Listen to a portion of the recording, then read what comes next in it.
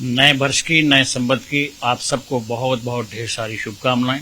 नया संवत हमारा चैत्र शुक्ल पक्ष की प्रतिपदा से शुरू होता है और हमें उसे हर्षोल्लास से मनाते हैं। और ब्रह्मा जी का सृष्टि का दिवस भी यही है। 3, 4, 5 कुछ कारण हैं जिससे ये हम पर्व जो है मनाते हैं। नया वर्ष होने के नाते हम ये जो चैत्र नवराते हैं, माता की दुर्गा की पूजा करते हैं। नए नए मकानों की नई नई जगह रजिस्ट्रियाँ होती हैं। इस बार कुछ लोगों के मन में है कि अष्टमी कब है, नवमी कब है, अष्टमी का पूजन करें, नवमी कब करें। 30 तारीख को रेवती नक्षत्र में हमारा नया वर्ष जो है प्रवेश हुआ था, षठग्रही योग था। और सोमवार को 31 तारीख को द्वितीय और तृतीय का जो पर्व था, जो नवरात्रा था, वो हमने मनाया है।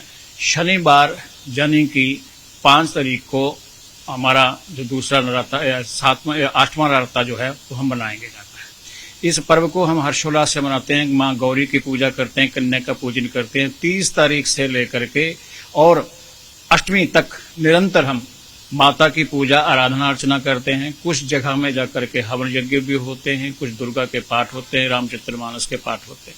जो रामचरितमानस जी का जो पाठ है वो नवमी को उसका पूर्णाहुति होती है। कुछ लोग अष्टमी के दिन सुबह हमारे मंदिर में भी इसका आयोजन किया जा रहा है।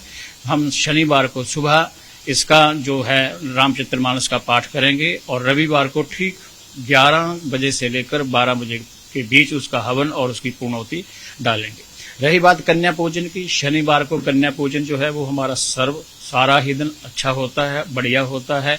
लेकिन हमारे जो घरों में है कि इसे मनाने की परंपरा है, वो लोग भग जो है वो 10-11 बजे से पहले इसको संपन्न कराते हैं। छोटे छोटे बच्चों को, कन्या को बुला करके घर में 5, 7, 9 कन्या की पूजा करते हैं, आराधना करते हैं, उन्हें कुछ उपहार देते हैं, माता को भोग लगाते हैं। अष्टमी के दिन नारियल का भोग लगाए, जब नारियल की बर्फी बनी हुई हो, जब नारियल का कोई पदार्थ बना हो, कोई मिठाई बनी हो, वो माता को अति प्रिय है।